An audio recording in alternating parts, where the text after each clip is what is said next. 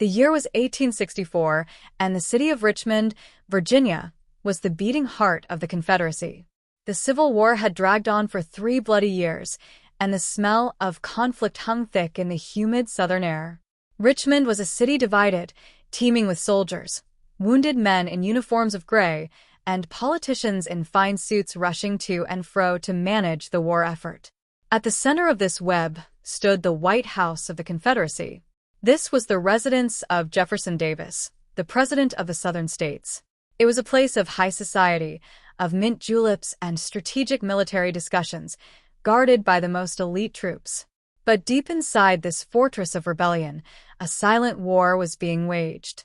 It was a war fought not with rifles and cannons, but with eyes and ears. And the most dangerous weapon the Union had planted in the heart of the enemy capital was not a trained soldier, not a dashing officer, but a woman who was assumed to be invisible. She was Mary Bowser, and she was about to execute one of the most daring espionage operations in American history.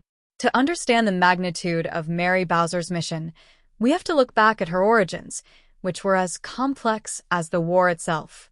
She was born Mary Elizabeth Richards in 1839, not into the luxury of the white elite, but into the harsh reality of slavery in Petersburg, Virginia. She was born to an enslaved cook and a white merchant who owned her. This mixed heritage gave her a complexion that was light enough to pass as white in certain lights, but her legal status was property. However, fate had a different path for her. When she was a young child, her owner's daughter, Elizabeth Van Lew, who had married and moved to Philadelphia, brought Mary north. It was in Philadelphia, in the free state of Pennsylvania, that Mary received a true education. She was enrolled in a Quaker school where she learned to read, to write, and to understand the world through books. She was baptized, she attended church, and she learned the skills of a refined young lady. She was intelligent, she was observant, and she was a quick study. But for a black woman in the 1850s, no matter how educated she was, freedom was fragile. When Mary was 12 years old, Elizabeth Van Lew returned to Richmond after being widowed. Mary, by law, had to return with her. She was brought back to the South, back to the looming shadow of slavery, despite being a free woman for most of her life. It must have been a terrifying transition. One day she was a student in Philadelphia, and the next she was back in a slave state, technically the property of her former owner's family. However, the Van Lews were abolitionists. Elizabeth Van Lew was a staunch Unionist who detested slavery and the Confederate cause. She ran her Richmond mansion as a station on the Underground Railroad, helping escaped slaves flee to the north. And she was watching Mary. She saw in this young woman not a servant, but a sharp mind with a unique potential. Mary was fluent in French, she was well-read, and she knew the etiquette of Southern high society. Most importantly, she had the face of a white woman and the education of a scholar, but the legal status of a slave. To Elizabeth Van Lew, she was the perfect spy. When the Civil War broke out in 1861, the Union desperately needed eyes in the South. General George McClellan's army was stalled outside Richmond. They needed intelligence on troop movements, supply lines, and the strategic plans of Jefferson Davis. Elizabeth Van Lew turned to Mary and offered her a mission that was essentially a suicide order. Mary was to return to the South, not as the educated woman she had become, but in the disguise of a dim-witted slave. It required a performance of a lifetime. She had to suppress her intellect, suppress her education, and pretend to be a simple-minded servant who couldn't read or write. If she was caught, there would be no prisoner exchange. She would be hanged immediately as a spy. But Mary accepted. She saw the suffering of her people, and she saw the evil of the Confederacy. She was ready to fight for the Union in the only way she could, by becoming the invisible woman in the room. Mary assumed the identity of Ellen Bond, a freed slave looking for work. She walked back into Richmond, a city she had left as a child, now under an assumed name. Her target was the home of Jefferson Davis, the Confederate White House. The security there was tighter than anywhere else. Generals like Robert E. Lee and Stonewall Jackson were constantly coming and going. But Mary played her role to perfection. She slumped her shoulders. She lowered her eyes. She shuffled her feet. She adopted a vacant stare that suggested she had no thoughts in her head and no understanding of the conversations around her. She interviewed for a position as a maid in the Davis household. The interviewers looked at her, tested her skills, and decided she was perfectly competent for menial labor but clearly too stupid to be a threat. They hired her. She had just infiltrated the inner circle of the Confederate government. Life in the Davis household was a constant performance. Every day, Mary walked the fine line between subservience and espionage. She cooked meals, she served tea to Jefferson Davis and his wife Verena, and she cleaned the private study. She was constantly in the presence of secrets. While Jefferson Davis sat at his desk, reading dispatches from the front lines, Mary would be in the corner dusting the bookshelves. While generals drew maps of troop movements in Virginia, she would be sweeping the floor. The conversations she heard were incredibly sensitive.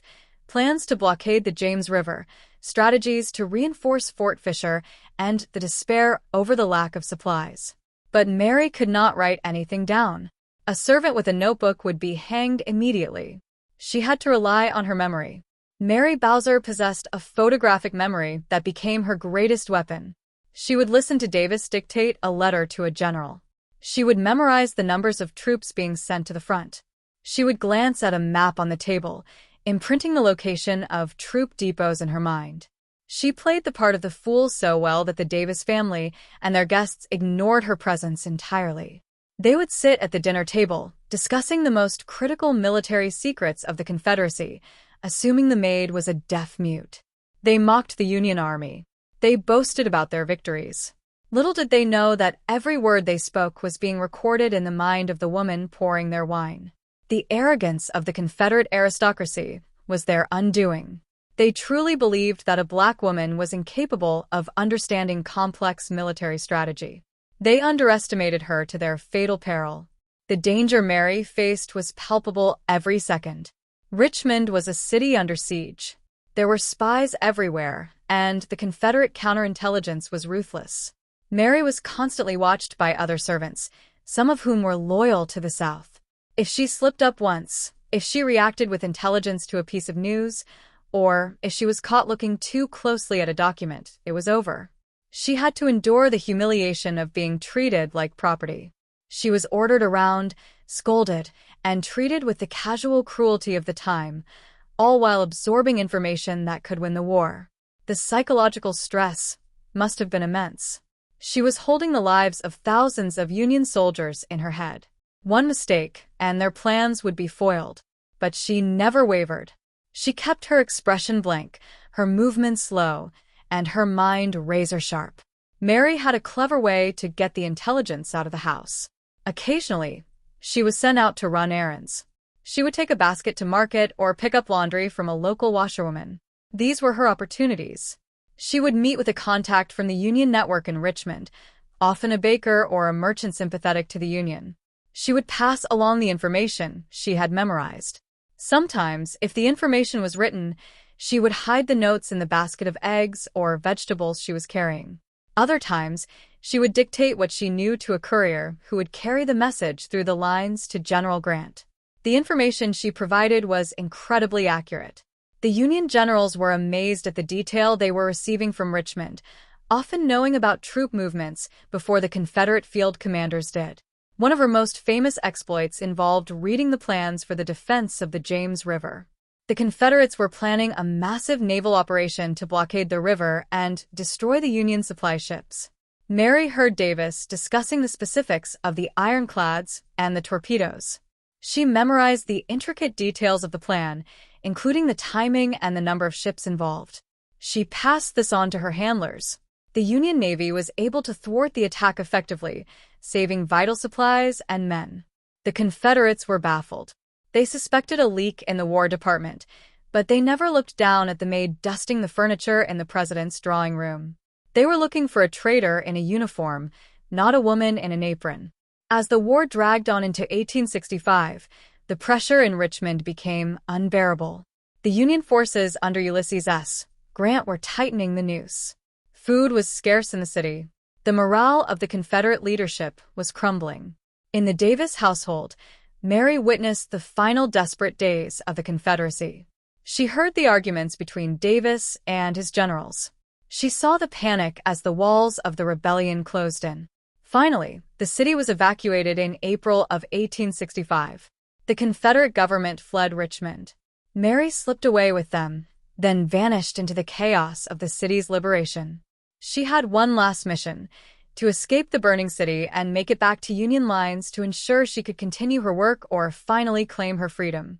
She managed to cross the lines, presenting herself to Union soldiers as a Union spy who had been living in the belly of the beast. After the war ended, Mary Bowser's story could have been lost to history. She wrote a memoir titled A Union Woman in a Confederate White House, detailing her incredible exploits. However, the Department of War paid her for her services, but in a tragic turn of events, they suppressed her book for decades. They didn't want the sensitive details of her spying to be public, and perhaps more regrettably, the government didn't want to acknowledge the immense contribution of a Black woman in such a high-stakes role. The official credit for the spy ring in Richmond was often given to her pro-slavery employer, Elizabeth Van Lew. Mary was pushed into the shadows of history. She faded into relative obscurity, eventually moving to New York and then Georgia. She died in 1901, largely unknown to the public she had helped to save. The story of Mary Bowser is a powerful reminder of the unsung heroes of the Civil War. While men like Lincoln and Grant are immortalized in marble statues, the contributions of Black women who risked everything are often forgotten. Mary Bowser used her intellect, her acting skills, and her courage to infiltrate the highest levels of the enemy government. She played a role that required the ultimate sacrifice: her life, her freedom, and her identity.